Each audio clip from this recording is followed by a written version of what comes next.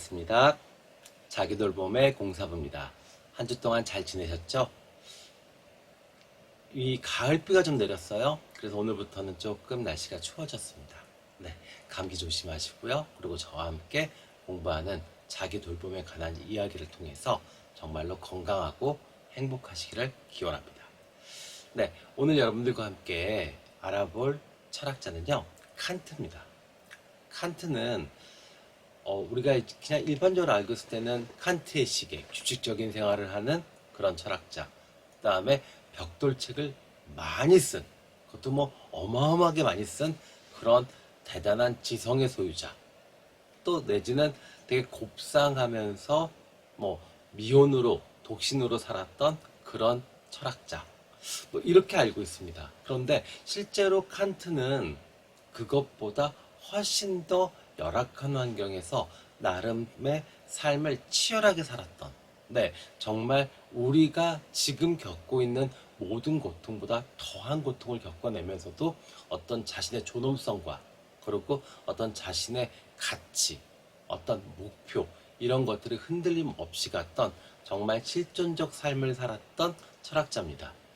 네, 저는 칸트의 가장 여러 가지 말들 중에 가장 좋아하는 말, 그리고 저 자신한테도 좌우명처럼 느껴지는 말이 뭐가 있냐면 사페레 아우데라는 말이 있습니다. 사페레 아우데. 이것은 감히 알려고 하라 라는 뜻입니다. 감히 알려고 하라. 자, 우리는 너무 당연해졌어요. 이성, 마음, 과학, 심리 뭐 이런 것들이요. 그런데 중세시대는 어땠나요? 또 종교가 지배하면 어떻게 됐을까요? 우리가 성경 시대에 구약 성경에서 아담과 이브가 왜 천국에서 쫓겨나죠? 선악과, 그 아는 과일, 그것을 먹음으로써 이성이 깨어나는 그 과일을 먹음으로써 쫓겨나게 되죠. 즉, 종교는 이성의 작용을 부인하는, 그죠? 믿음의 세계잖아요. 믿음의 세계인데 이것을 이성의 세계, 알려고 하는 거, 그죠? 지성에 앞서서 이성입니다. 그죠? 이성이 있어야 지성이 만들어지는 거니까요. 네, 그래서 감히 알려고 하라. 네, 지금은 우리가 너무나도 보편적이, 너무 아는 걸 알려고 하면 너무 많아요. 지금은 사실은, 그죠? 네, 그런데 중세 시대에서 이 근세 현대로 넘어오는 그 과정의 과도기에 있었던 이 칸트의 감히 알려고 하라는 말은 지금도 우리에게는 꽤 큰 의미가 있는 말로 느껴집니다. 자, 칸트는요, 사실은 그렇게 여유롭진 않았어요. 그냥 일반 중산층 집안에서 자랐고, 또 집안이 자체가 좀 병약했어요. 그래서 먼저 태어난 형제들은 다 죽었습니다. 그리고 칸트가 있었고, 또 어머님은 17살 때 돌아가시고 아버지는 20살 때 돌아가십니다. 이렇게 그 삶과 죽음이 계속 교차하게 되고, 또 생계에 대한 어떤 절박함들, 이런 것들이 좀 있었어요. 그래서 아버지가 죽고 난 다음에 칸트는, 네, 살아있는 신들의 올바른 측정에 관한 사유라는 논문을 발표합니다. 네, 그러면서 스스로 인간의 생멸, 인간의 삶과 죽음, 그리고 존엄성, 이런 것들에 대한 관찰자의 역할로 자신의 삶을 결정하게 됩니다. 네, 이 부분은 또 재밌는 게 붓다와 좀 연결이 되네요. 그죠? 붓다도 궁 밖으로 나가는 4개의 문을 나가보니 생로병사를 깨닫게 되었다. 그래서 인간의 생멸, 인간의 행복, 이것에 대해서 내가 깨달아야겠다라고 해서 출가를 하게 되죠. 네, 뭐 칸트는 그런 출가까지, 거창한 출가까지는 아니지만 스스로 관찰자의 역할로 자신을 규정짓고 인간들을 연구하기 시작합니다. 네, 재밌죠? 네. 그리고 우리가 이제 칸트 하면은 계몽입니다. 그죠? 계몽. 그리고 이제 많은 사람들이 칸트한테 물었어요. 도대체 계몽이 뭐냐라고 했을 때 칸트는 간단하게 이야기합니다. 각자 자신이 최대한 스스로 할 수 있는 것을 최선을 다하는 것이다 라고요. 네. 그리고 또 혁명은 어떤 외부로부터 나오는 것이 아니라 자신의 내면으로부터 시작되는 것이다 라고 이야기를 했어요. 그러면 우리가 지금 궁금해하는 어떤 실존적인 어떤 나의 삶을 변화시킴으로써 나의 어떤 존엄성, 가치 이런 것들을 찾아가는 그런 것에 조금 등불이 되겠죠. 네, 그렇습니다.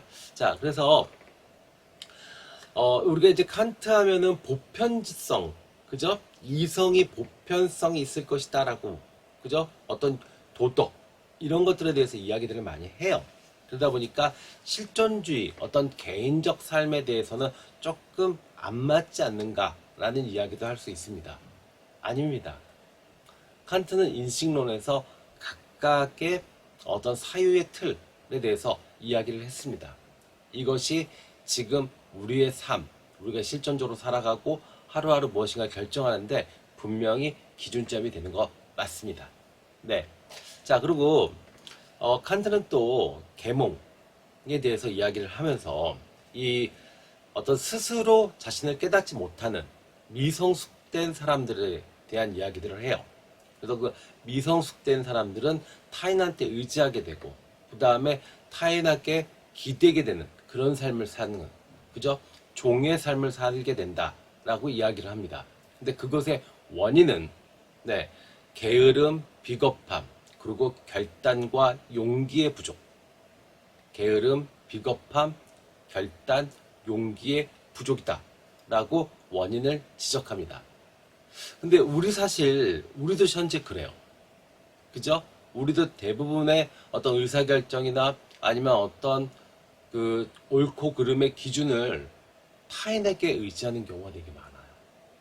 네. 어떤 가치 판단을 할 때 보면은 뭐 부모님 아니면 뭐 누구 뭐 유명한 누가 그렇게 했으니까 나도 그렇게 뭐 이런 식으로 우리가 따라갑니다. 네. 그거는 정말로 내 삶의 주인이 내가 아닌 겁니다. 그것은 칸트의 말에 따르자면 게으른 거고 비겁한 거고 결단과 용기가 부족한 겁니다. 물론 삶을 살아가면서 진실을 마주한다. 이건 결단과 용기, 네, 필요합니다. 그렇죠? 네. 그리고 대단히 부지런해야 합니다. 네. 그런데 우리가 대부분 살다 보면 사실 행복은 우리가 착각하는 경우가 있어요. 약간 그 외면하면서 행복하고 그 다음에 잊으면서 망각하면서 행복한 경우가 많다라고 생각이 듭니다. 네, 우리들이 행복을 이야기할 때요. 근데 진짜 행복은요, 아니에요. 깨달음으로써 행복을 찾는 겁니다. 내가 몰랐던 것을 아는 것. 네, 이것, 진실을 마주할 수 있는 힘. 네, 그리고 그 진실을 뚫어낼 수 있는 그런 어떤 에너지. 여기서 행복이 나오는 거죠. 정말 난장판을 만들어 놓고 혼자 앉아서 넷플릭스 보고 뭐 술 먹고 늦잠 자고 그래서 며칠 동안 아니면 뭐 단 몇 시간이라도 그걸 잊었으니까 행복한 거야. 이게 아닙니다. 아셨죠? 칸트는 그 예전에 벌써부터 이야기했어요. 우리한테. 뭐라고요? 감히 알려고 해라. 진실을, 진리를, 현실을. 그리고 돌파해라. 여기서부터가 우리가 정말로 실존적 사람의 가치, 우리 자신의 가치를 찾아낼 수 있는 것이다 라고 이야기를 했습니다. 네, 동의하실 겁니다. 네, 그리고 칸트 하면 또 아까도 얘기했지만 규칙적인 삶으로 되게 유명하잖아요. 근데 그거는 칸트 자신이 어떤 그 신체적 핸디캡이 있어서 그랬어요. 그러니까 칸트가 이 집안 자체가 이 편가슴이었나 봐요. 그래서 가슴이 좀 납작했대요. 그러다 보니까 폐와 심장이 사실 좀 약했대요. 그래서 칸트는 삶을 대단히 미니멀하게 그리고 또 규칙적인 삶을 통해서 그 당시에는 웬만해서는 80을 넘기지 못하는데 80살까지 살다가 가셨습니다. 그것도 아주 편안하고 행복하게요. 네, 여기서 시사하는 점이 좀 있죠. 그래서 칸트는 그때도 이야기합니다. 철학이 의학으로서의 역할을 할 수 있다. 나 봐라. 나 이렇게 핸디캡이 많은 사람인데도 건강하다. 철학이 마음을, 내 생각을 항상 즐겁고 충만하게 만들어 놓으니 몸이 따라가더라. 그래서 보편의학을 강조합니다. 네, 재밌죠? 그래서 여러분들도 건강염려증 아니면 내가 좀 어디가 아프다. 좋아요. 네, 아픈 거 병원 가서 치료하는 것도 맞아요. 그런데 먼저 선행돼야 될 건 내 마음 상태. 내가 지금 충분히 행복하고 충분히 만족스럽다라고 느끼시면 아마 칸트처럼 네, 어떤 신체적 핸디캡을 안고도 편안하고 행복한 삶을 유지하실 수 있을 겁니다. 아셨죠?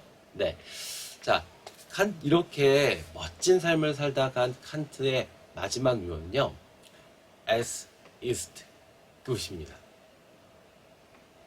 우리말로 번역하면요, 참 좋다라는 뜻입니다.